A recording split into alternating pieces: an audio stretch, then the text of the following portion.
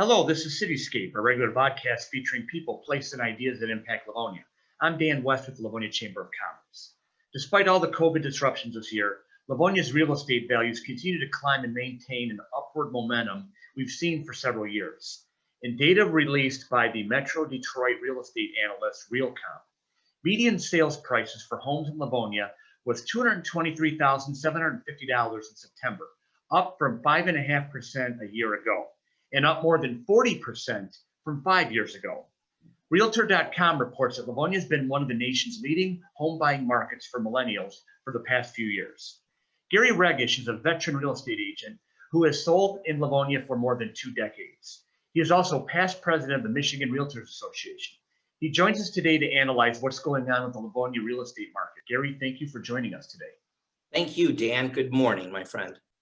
Gary, the Livonia real estate market has been strong for the past few years. What trends do you see that's contributing to that? Well, I'll tell you, Dan, that's a great question. You see, diversity of appeal has been a leading factor in sustaining community. And as we talk further on this a little bit later, it's important to note that a vibrant city is one that allows a solution for the extended family, the parents, the kids, the grandkids, the grandparents. And Livonia does offer just that.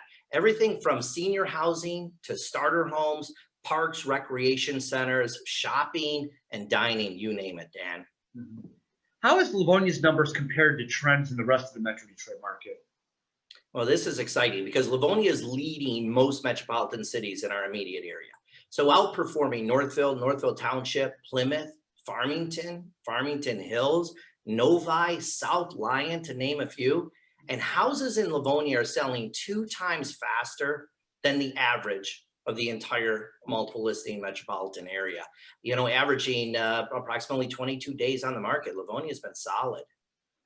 How has the momentum endured all the business disruptions that have occurred this year with the coronavirus outbreak?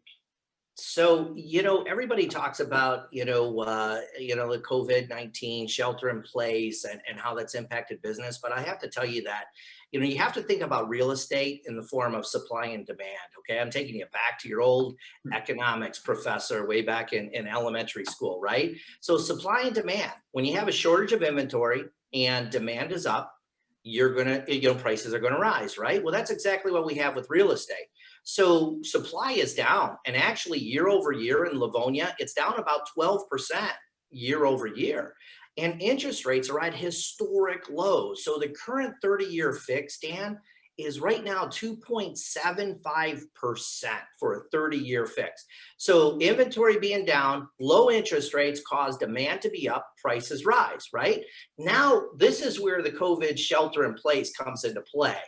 Space has never been more important, right? When you've been sheltered at home, working from home for months, teaching your kids, their school lessons at home for months, you start to look and say, wow, we really do need an office in this house, right? Getting tired of doing this in the great room or at the kitchen table or, the basement or the bedroom when I have an office meeting because the kids are running around. The kitchen size becomes more relevant.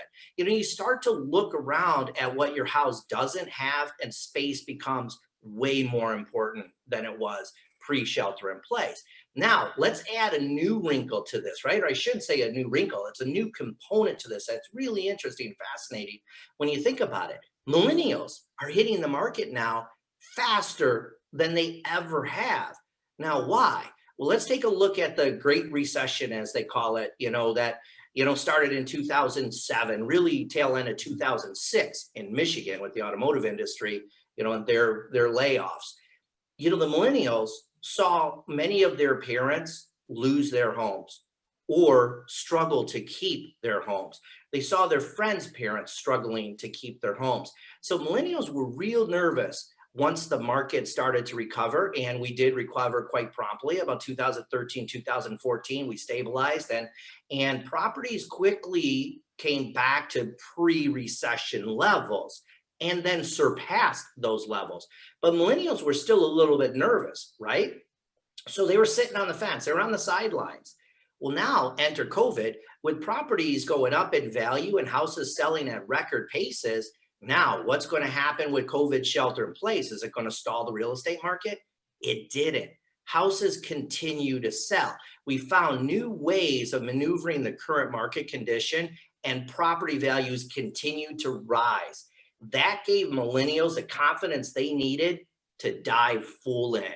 And with that adding to the mix, we see houses selling faster than ever. We see houses, appreciating faster than ever.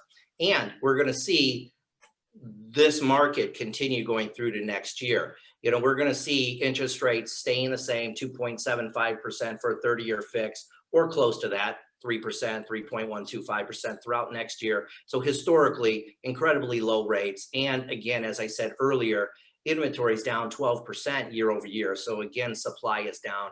We're going to see this market continue to flourish. You talk about supply and demand, and with the demand in Livonia, you're seeing a little bit more supply with several hundred units of senior apartments and new homes being built in Livonia in recent years. Who are you seeing are buying these spaces? So here's what I want to talk about here, right? It's not so much who, but where these buyers are coming from, right? The diversification, we talked about, age diversification, right? And that appeal. And no doubt the new construction and the starter home market and the senior housing, appeals to a wide age group.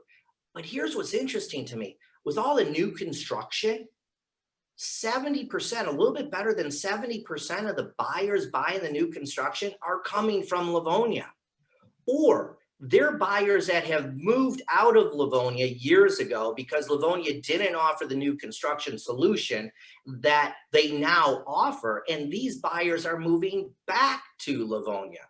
So this to me speaks volumes that, people love Livonia. They want to stay in Livonia. Nothing speaks volumes of the community more than its residents wanting to stay.